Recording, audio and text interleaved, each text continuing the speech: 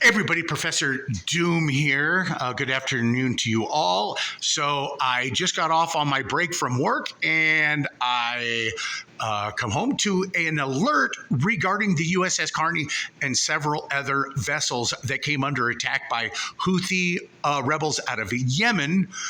And what I find very interesting, and this took place by today here just earlier, what I find really interesting is the statement that was made by the Department of Defense stating that it has come to our attention that the USS Carney has come under attack, and once we have more information on the matter, we'll make a statement regarding that information.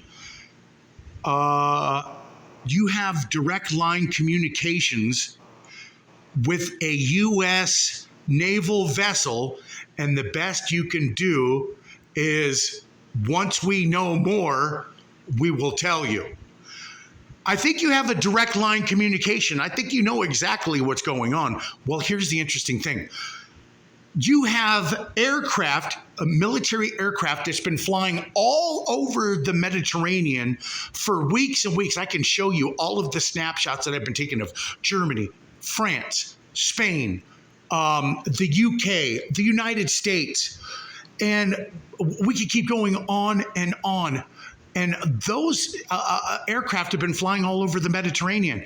Yet, when I get here, you would think that there'd be military aircraft flying all over the Red Sea to ensure that their naval vessels don't come under attack again, because they've already made one attempt, right?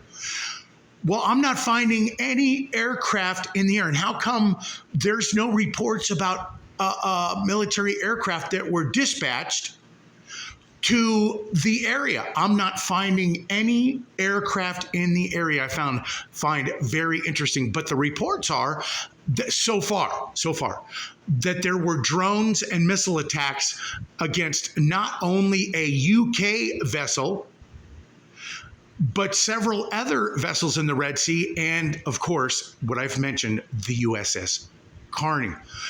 So I want to keep my attention on this matter, because if this is the case, and already the United States has made it clear that they are every move that's being that is being brought militarily against the United States bases in Syria. And I want to remind everybody, these are bases that are protecting oil fields that don't belong to us. Iraq, again, oil areas or oil fields that do not belong to the United States. But yet, do you notice the military is just hovering over these oil areas? Find it very interesting. And every time that there's an attack, every group that brings this attack on is Iran backed. Okay, but they're throwing that right down. There can't be some rebel group that is using some rudimentary military armaments and bringing it against the United States troops or military bases or USS Carney. Every single move is Iranian-backed. So now, how do we know this story's true? How do we know that this is not something to foment an escalation against Iran? We don't know. We don't know the situation. I'm going to keep my eye on the situation, because I do believe that if even the USS Carney was even scathed, this is going to escalate really, really quickly. That is what's going on. I'll just show you. I'll leave a link in the description box. And I'm sure most of you guys are already quite familiar with the story now, because I'm coming in late to the show. As I said, I was at work, got on break, and this is what I see. Now, there's something that I want to state about the very last video that I put up this morning. And it's not to condemn someone's comment, and it's not to disparage anybody's comment. But I want you guys to see where I come from when I report something and then somebody sees it in a completely different light. So I understand where you come from.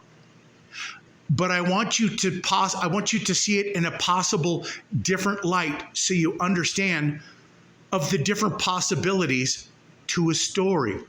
Let me show you the comment and let me explain what I'm talking about.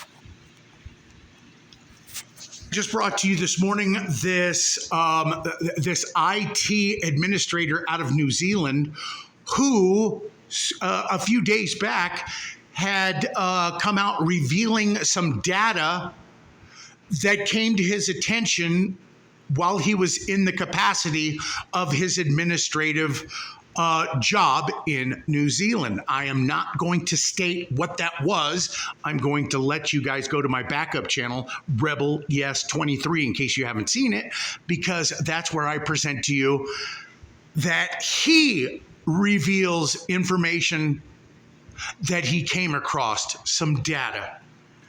And then the police surrounded his house. Well, first, they were doing an investigation. They blocked him from returning to work, and they made a claim that he had revealed data that was misinformation because he's not in the medical field. He's not in blah, blah, blah. Well, let me tell you something. It doesn't require a medical background to see that there is a percentage of people that expired their life after taking a particular batch of the roll up your sleever. It doesn't take a freaking astronaut. It doesn't take a scientist to see that there's a problem there. Well, someone in the comment section, just so you guys can see different points of view in this matter. No offense, but I have a hard time buying into these type of stories. It seems like the whole point of the roll up your sleevers was to blame them for massive amounts of deaths. That seems obvious, too obvious if you know what I mean. The real question is, what are they trying to cover up with this narrative? That might be the real question. Here is something to look at. How many different entities, Ted Turner, Oprah Winfrey, Club of Rome, the Georgia Guidestones, different arenas have made it clear that the earth is overpopulated. How are they going to go about depopulating it? So it's not a matter of that there's a narrative here that they're trying to cover up. There's not the thing is they're bringing about certain things to achieve the goals that they've set out. Don't forget the World Economic Forum. Don't forget the United Nations. Do you remember the Agenda 21 commercial? I have lived a good life. Oh, I have lived a good life. And then they go on talking about how they pretty much, you get the message that they were putting out, that they pretty much have to cancel their lives so that their grandchildren will have a life on this planet. That was the message going out. But here's the thing. We all seek the truth. Everybody on this platform, everybody who's listening to me, you guys seek out the truth. And you know what's interesting? There are people out there who are not seeking it out, but guess what? It just happens to come right across their desk and slap them right across the face. And they're going like, what the hell am I looking at? But the difference is that all of us here, we go out seeking this to share it amongst others. And with this guy right here, he just so happens to see something that, oh my God, I don't even know that there are people out there talking about all this, but now I'm seeing this. Well, now I got to share it. And guess what? The people like us come across this and we got to share it because this guy right here, he's a nobody. He's not one of us, but he saw something that was very disturbing that he felt that he needed to share. And the interesting thing is what would we expect from a real person sharing some real data that he came across? What would we expect as an attack against him for doing what he did and alerting everybody that there was a real problem here to see?